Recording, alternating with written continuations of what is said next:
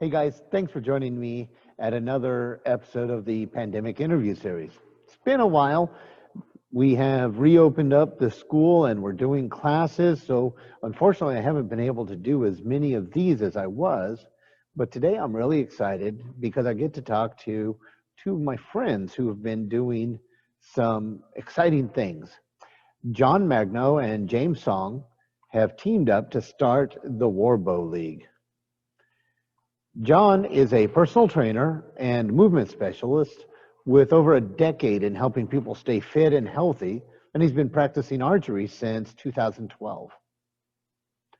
James is a Taekwondo practitioner, and he works with a company called Truescore Inc. that makes electronic scoring systems for Olympic sports, and he's been practicing archery since 2014. James and John have come together and they brought their collective experience to provide a fun, safe, exciting game called the WarBow League. I look forward to having them tell us all about it. So guys, thank you so much for joining me today. I've been looking forward to doing this interview. I've been able to play a few games with you and I've had a great time. Excellent. Can you tell us what is the WarBow League? So WarBow League is our sports organization centered around combat archery. I like to call it a battlefield sport martial art. How did you come up with this idea?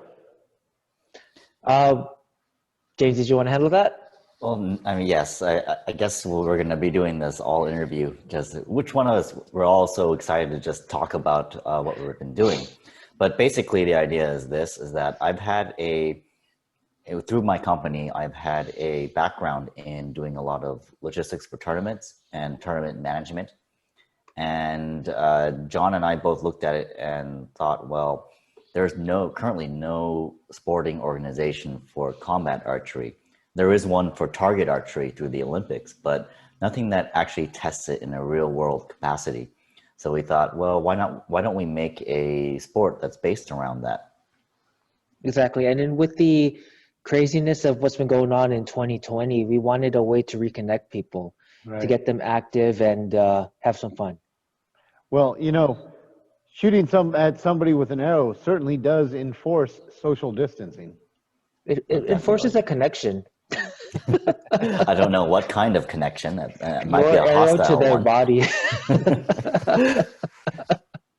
When people are interested in joining up to the WarBow League, do they need to have prior experience with archery to play? No, we actually, depending on the type of session that they jump into, right? And right now we're currently running basically recreational sessions. We give them time to learn how to shoot, how to work with a team. We're basically teaching people because we know that this isn't a normal thing. It's not like a basketball or soccer ball. It's not something that you can easily pick up. There's a barrier to entry. So we're taking we're taking the responsibility of training people properly. All right. Now, you said you're focusing on the recreational side of it right now. That implies that there's more than just the recreational. Oh, yeah. What is that? So go ahead, James. I know you want to talk. Well, no, I was just going to add that the whole aspiration is that we want to make it an activity where people can compete and can go into both a league-based thing and a track that allows them to go into regionals, nationals, and eventually worlds. So that's the ambition anyway, that we have something that we can actually say that, oh, we have the best archery team in the world, or the best one in California, or maybe if your ambitions are not that far, I have the best WarBow team in the Bay Area. Nice. So we essentially have a way for you we have two tracks, right? We have the competitive track and the recreational track. The competitive track is a way for you to see how you stack up against other teams, where you lie in the ranking. And competition is a way to really get the best out of you. But for people who don't want to go into the competitive side, they just want to see how well they do themselves. They want to build themselves up on a more personal level. That's where the recreational track goes and comes into play. It allows them to really build out their skills and see what they're about without having to worry about where they stack. What kind of skills is one going to learn playing this game? Oh my gosh, so many. Well, let's narrow it down to only like, Yeah. 12 or so. Only 12, right? For me, right? A lot of this is a play on like human potential. What is your body capable of doing? What is your mind capable of doing? How are you able to handle your emotions in like a chaotic environment, right? You can look at the analytical skills of coordination. You can look at your accuracy, your focus, your breathing. But you could also look at the other sets of skills like your interpersonal relationships. How well do you handle with your team? How well do you work together against an opposing team, right? So there's so many different ways we can go about this. Hopefully that answers your question. And what about you, James? What skills do you see being developed in this game? Well, John basically covered some very broad sporting concepts, but from a more practical standpoint, you'll learn how to shoot a bow. You'll learn how to move between cover and seek out better shooting angles. You're going to basically become proficient and comfortable with using a bow on the move in a more combative environment. So it's almost like a combination of dodgeball and Legolas. Yes, almost like that, except we won't allow you to carry any knives on the field. That's a Legolas exclusive. We might have you able. We might make it possible to be sliding on things though. There you go. Maybe Surfing trees at some point. Now you mentioned teams. How are teams set up? So the way that we currently have it set up, and this is a base general now, right? As we get deeper into the competitive track, we might adjust things to develop that competitive side a bit more. But we basically have a 3v3 setup. So you have 3 people on field at any given time, and teams are made up of about 4 to 5 people on a team, and you can actually alternate in and out as you're going through. If somebody wanted to join a team, how would they sign up for one? basically, so we have the website set up that you can register your team for whatever season or league is active. So you'll put in your roster and your team name, and then we'll add it to the list. Now, this, of course, is for a more formal team arrangement. Now, if you just want to have fun with a bunch of buddies on a weekend, then you can always just walk in, all RSVP to the same day, and decide you want to play together on that team. Because we'll sort the people who want to play with each other on the same team at the day of the game itself. And going forward, we're not going to put any restrictions on individual locations that want to run these events. The league itself is designed to be the overarching governing body for the sporting. And when we get to a point where we're large enough, we'll be more hands-off. And we just, right at this point, we just want to show a model of this is the way that we could run things. This is an example of a business plan to follow that you could do. But yes, but in general, you could show up as a pickup, or you can register specifically for a league or an event. I don't know. If I show up with a bunch of friends at a place where they're shooting each other with arrows, I don't know that I want to be on the same team as my friends. I think I kind of want to shoot them. Or you could have them be your shields. Yeah, Operation Human Shield is the thing, right? Yeah. Whole new meaning to frenemies, right? Yes. Yeah. I mean, in different games, we have a base setup on the style of gameplay that we have, right? How the games are set up, but we want each location to play around with it, right? See what works for their location and their community. Now, right now, you said that you're in the building process. How many locations do you have now? Right. So there's currently 3 locations that we like to call them our representatives, the WarBow League representatives. We have one here in Santa Clara, Devon Ridge European Martial Arts. We have one in Tracy, Nightlife Sword Fighting Academy, as well as one in Santa Rosa, that is On Guard Fencing. There is also an extra location, and this one is in Berkeley, I believe. It's Straight Blast Gym. That's Fremont Freight Factor. I think I said it right. They're still off and on just because of the whole COVID situation, right? So they're a part of the grouping, but they want to see how things play out first. It sounds like right now all of the teams are at martial arts schools.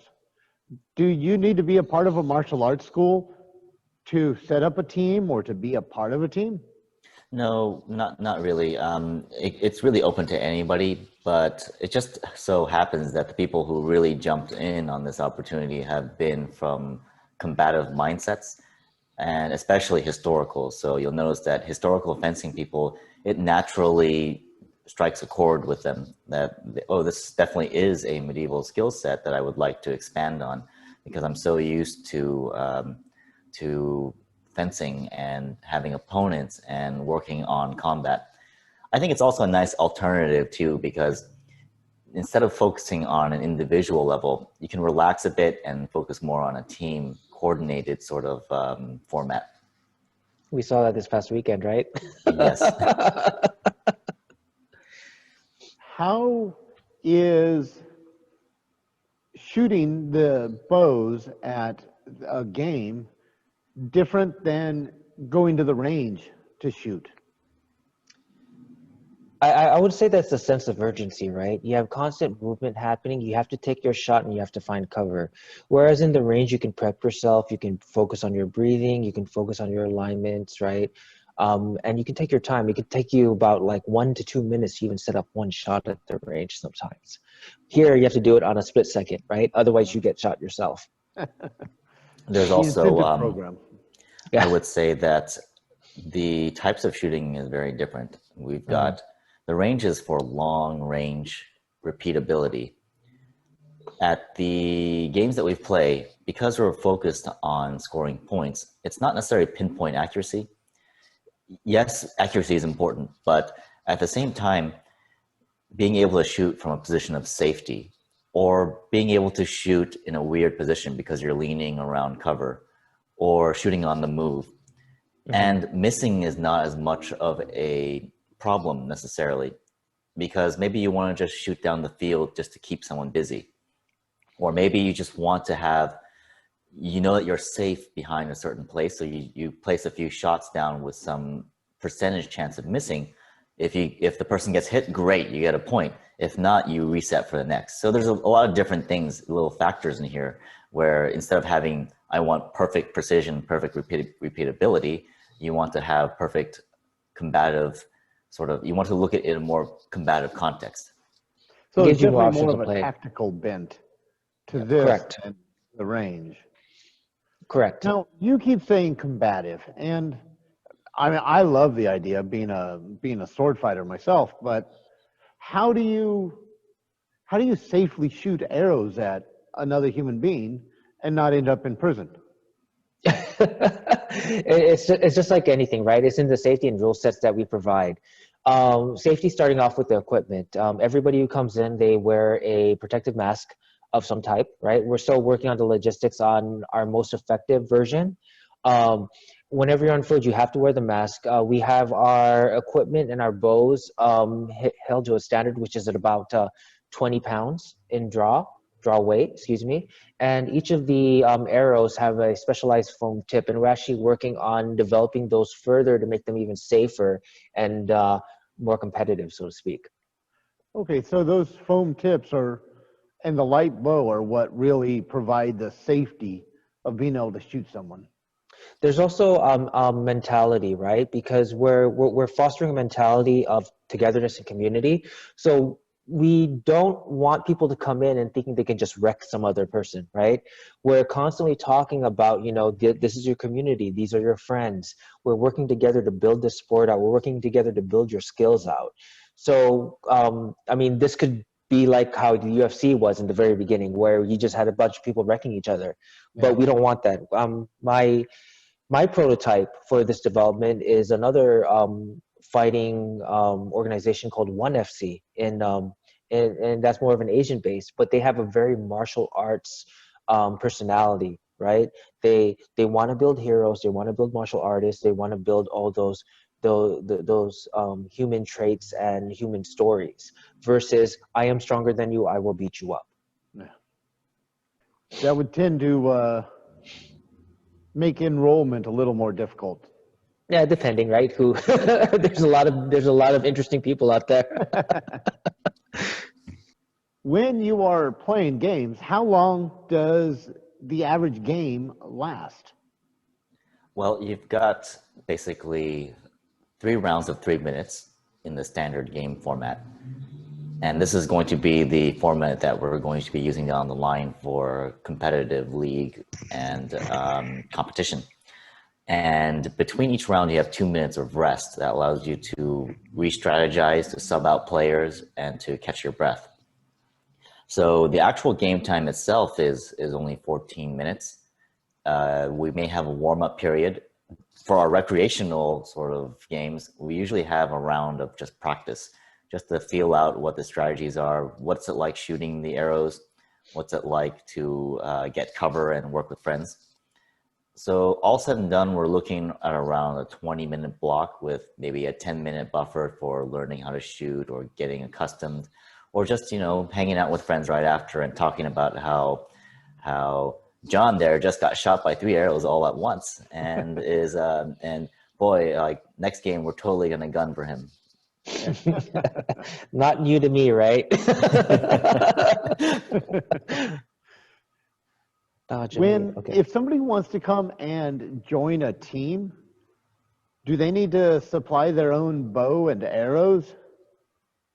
No, I mean, we realize that this isn't a common sport yet, right? So there's going to be a barrier to entry to get started. So each location provides bows and arrows and safety equipment for people to join in. You know, eventually our hope and our goal is to have, you know, people get their own gear. We've even priced that out for people. It's like around like $100 or so in order to provide your own gear for yourself. But that's in due time, right? Right now, we really just want to spread the reach of our sport. So $100 for their gear would include what? So if I remember right, James, it's like you get the bow, you get like 3 arrows, right? The mask itself, is that correct? So when we look at around $100, usually you're talking about an entry-level low poundage bow will cost you within the region of $30 to $60. Some nicer models do exist, but at the low end, we're looking at that much. You're probably going to want a arm protector of some kind. Most people will probably want some sort of hand protection. And then you're going to want to protect your head somehow, just because it's not necessarily life-threatening, but nobody wants to have an eye poked out. And I think most people want to preserve their face. They don't want, you know, weird red marks and scuff marks at their next meeting or their next date, right? So all said together, we're looking at around $100. Like that's probably, most people can probably find that. Arrows for practice are totally a different thing. Most sessions will be providing our own arrows because they need to make sure that we have them on a certain standard of safety. So people were to bring in their own arrows and hopefully no one has the mindset to do this, but you know, they may have razor blades or they may not be properly maintained. So for the most part, we'll handle arrows. Well, for $100, that's the price of a pair of shoes to play soccer. Yeah, that's right. Yeah. So it's really not expensive to get into the game. And it also looks cool, right? Like I've done a couple of sessions where, you know, training sessions where we're just out in the park and we're shooting arrows at each other, practicing skills like parrying arrows or catching arrows. And people just watching, they're just confused and like, what's going on, right? What was I doing? Dive rolling everywhere. Combat roll. Yeah. I hope that nobody thinks that we're under like a zombie invasion. Start getting out some heavy weapons out there. I mean, the whole paint mask and the bows out in the field. Yeah. No, we're good. We're good. We just have to explain ourselves. So these are lightweight bows, lightweight Mhm. draw bows. You said they're about 20 pounds? Yes. Yes, And yes, 20 pounds. I'm sorry? It's 20 pounds, but we do feel that for much more competitive formats down the line, we're open to the idea of pushing it up to 25, 30 pounds. Maybe 35 would probably be the max practical poundage. 35, we might have to increase our field length for that, or field Right, width too. right. Because even at the 20 pounds, right, those arrows fly fast because it's such a short distance. Yes. We train people, going back to safety, we train people to not do full draw yet till they get more comfortable, because they can fly. Those arrows can still fly. It's like the width of our field is about 14 yards, right? So that's how many? 30 something feet. You mean that's the not very depth of the far. field? Yeah, Yes. 36 So, feet, right? It's a lot of fun, and 42. I can see this being a great thing for a way to get together with your friends and go play a pickup game on the weekend. Can kids play this game as well? Yes, actually, a couple of our locations. So the Tracy location as well as the Santa Rosa location, they've already been testing out games with kids, and they've been loving it. Families as well have been loving it, and they vary their play style based upon that. What do you mean their play style?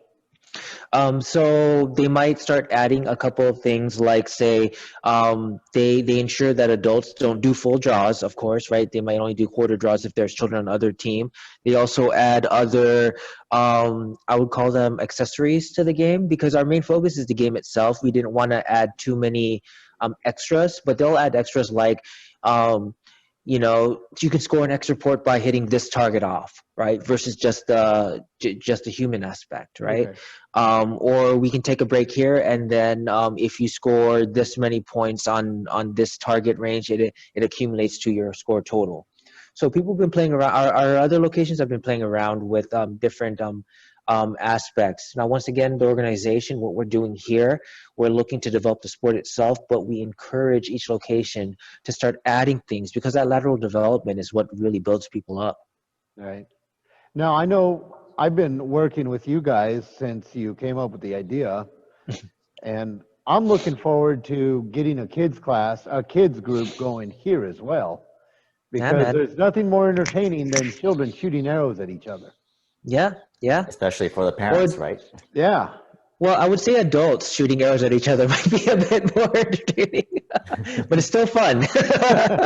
So you have teams in several different locations. If somebody wanted to start their own team, how would they go about doing that? We would just first thing I would say is to reach out to us, right? Because we encourage and we want to develop and grow this sports organization, and we are taking a really personal effort in helping these new clubs and new locations develop, and giving them our support, because we want this to build, and we can't build this without other people, being on the front lines for us. I'd also like to add that if I was alone, or if I didn't have other people, or if I'm new to the state, we currently have a Facebook community group for WarBow, and it's still in the process of really starting to get it into common use. But if you're alone and you need to find people, or you don't know anyone in the area, maybe it might be a good idea to broadcast out there, hey guys, anyone interested in the Berkeley area or in the San Mateo area Nice. and want to start a team? So we can start the dialogue there and see if you can get people to talk to each other about it. And there's excuse me, and there's definitely a need. I mean, even during the lockdown we just had, I would have people contact me and just say, like, hey, once this thing is all over, I'm in. Once we get a vaccine, I'm in. Right? So it's a good thing. It's a good thing. James, you work with a company called Truescore, and that company does work with Olympic sports, and you've got a lot of experience in running tournaments. How is that company and the WarBow League partnering up? How are they helping each other? So this is something that we have in place for the future of the sport. And so my company, our specific technology that we create is more along the lines of impact measurement and proximity detection. So the short answer to that is basically we'd be able to detect whether an arrow or projectile hit the target area. Now, why is this important? It's because the fact is a lot of sports that use projectiles in a combative sport, be it airsoft, Nerf, whatever it might be, one of the biggest problems is that when you have 3-on-3, 4-on-4, and you have projectiles flying everywhere, it becomes very difficult to score because visuals alone is not sufficient. You could have 10 people on the field trying to monitor it, and it's already hard enough with fencers and 3 judges watching it. Sometimes you miss the action or miss exactly who hit first, where it hit, all these different factors.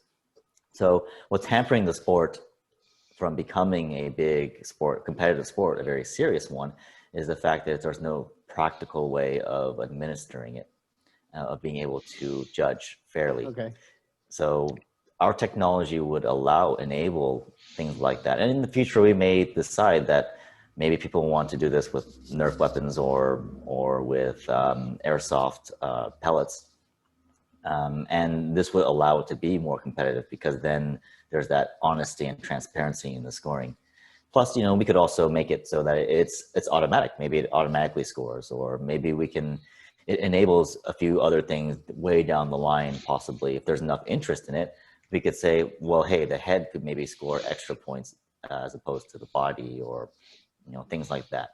So how it's a natural heavy development. is that equipment to wear, and how heavy and bulky, or is it not? It's so the current design prototype is that it would be almost like a dry fit vest that pulls over, and it would be wired, and it would have one electronic box about the size of, say, an Altoids tin or less. Oh, wow. And that would have the battery and detect the incoming impacts. And then for the head, maybe it might be in the form of a harness or a wired helmet of some kind. So really not that much different from what we have on the field already. And it can only improve as technology improves and we make further iterations on that. Right. So is it Bluetooth to pass that information on? We don't have a current design that transmits the score.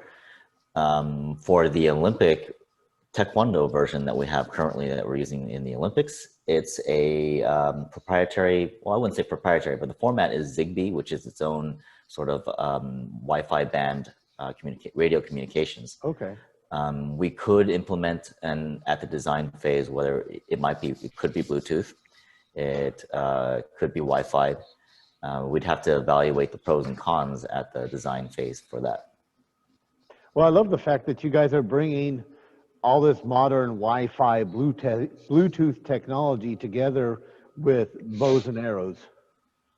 Yes, it is a weird sort of pairing, but I think it's a necessary one because, the alternative would be that the other team is eliminated when they're dead, and we don't want that. We'd have very few players. Yeah. How often do you hold games now, and what is your goal for the game schedule? Recreational versus or in conjunction with the more tournament-focused games? So basically we're holding games or sessions once a week currently, and that's honestly that's really just due to the lockdown procedures that's been going on. So we haven't been able to build out as much as we wanted to. But the fact that we are able to keep at least a weekly session in during these times, it has been great. Um, our goal is to have, obviously just like anything else, our goal is to have new participants come in every week and just kind of spread the word by word of mouth as well as through social media and what have you. Did that answer your question, or did Yeah. I just go off? Well, I would say that eventually, because the idea is that we want people to pop up with their own locations, and we're not totally against people running their own pickup games once conditions are safer.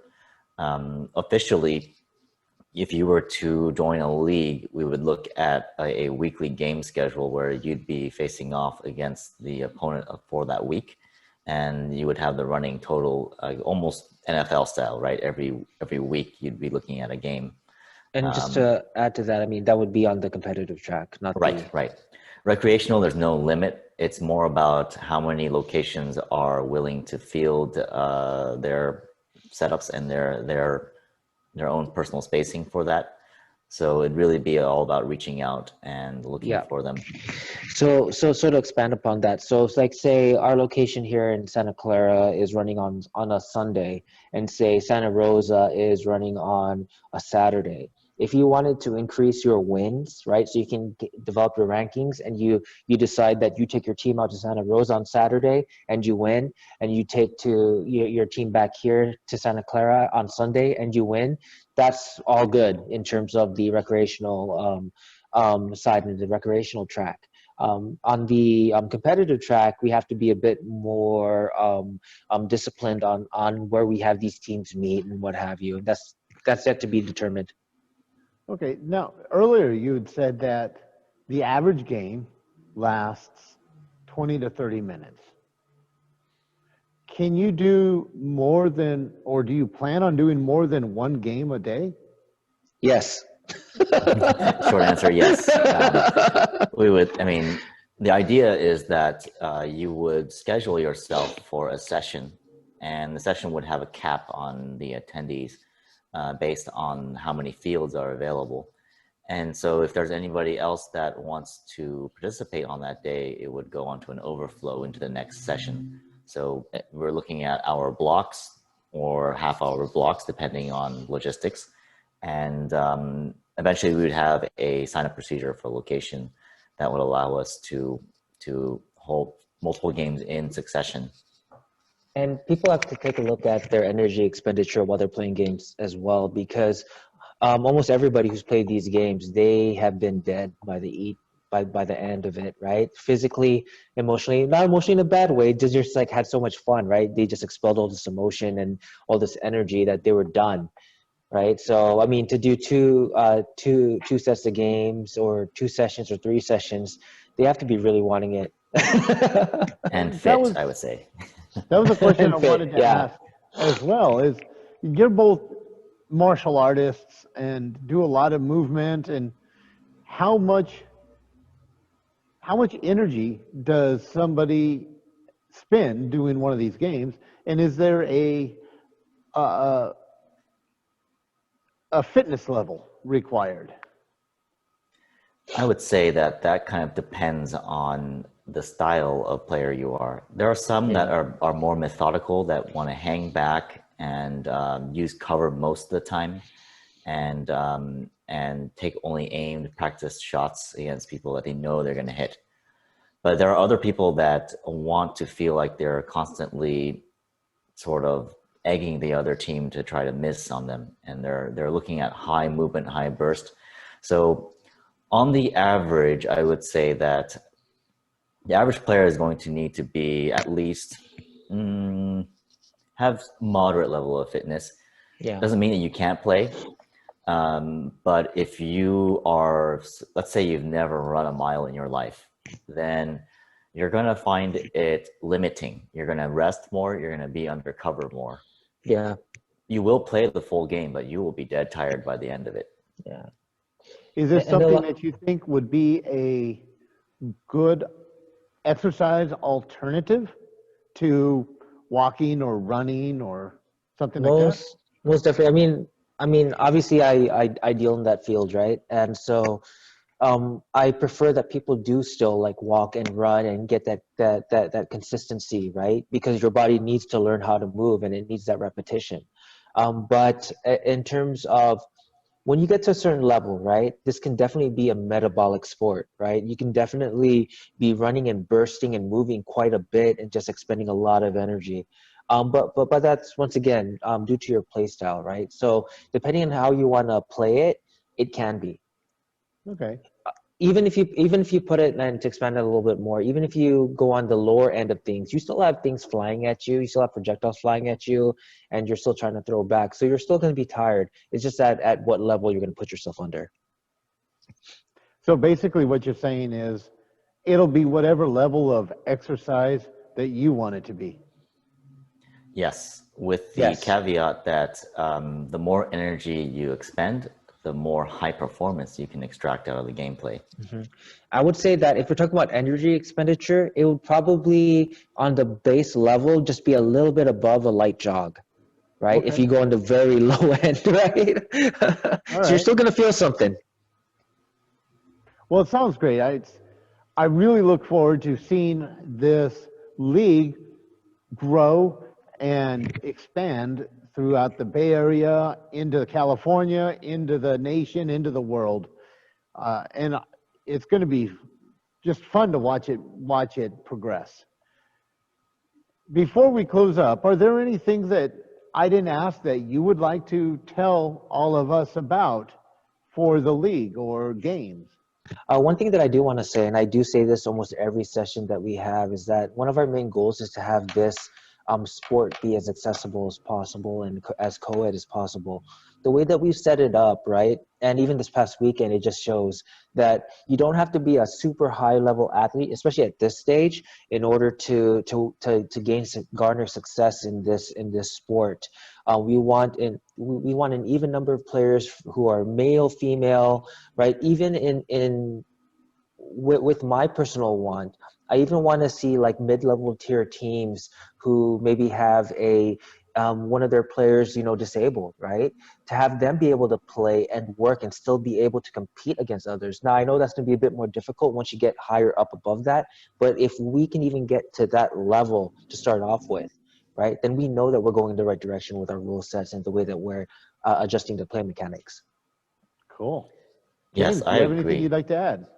Yeah, I definitely agree with John in the sense that I have personally witnessed two small girls defeat an adult team because of Take us their out. coordination, their level of coordination and their accuracy. So Yeah.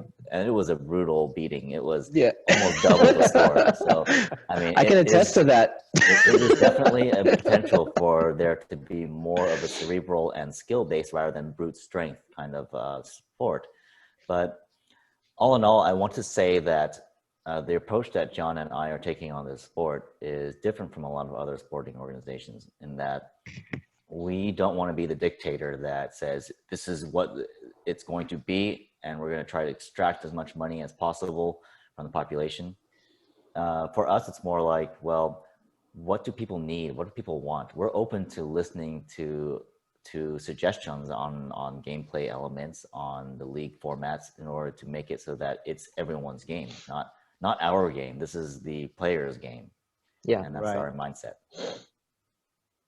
I mean, Well, we'll it be there sounds to lead. fantastic. What's that, John? I said, I mean, we'll still be there to lead and to be a guidepost, but we want everybody to be able to have their say. All right. Well, guys, thank you so much for joining me today. I really enjoyed talking to you, finding out more about the WarBow League and sharing it with everybody watching the video. Well, guys, thank you so much for spending the time with me, telling me about the WarBow League, and for sharing it with everybody watching this video.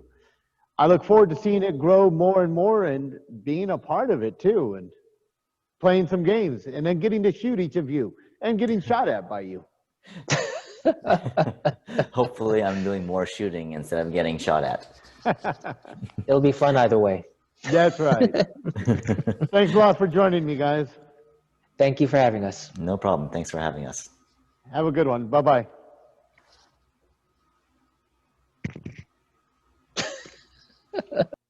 That was really cool to hear about. I have played a couple of games with them, and having been in the games, it's just so much fun. Thanks for taking the time to talk to us today, James and John. If you liked what you saw today, you can find out more about the WarBow League. I will put a link to their website inside the description of this video, and also a link to some videos. Please hit the subscription button. It's right down here somewhere, along with the notification button for this channel, and watch some of the videos that are coming out. We're putting out new videos every single week.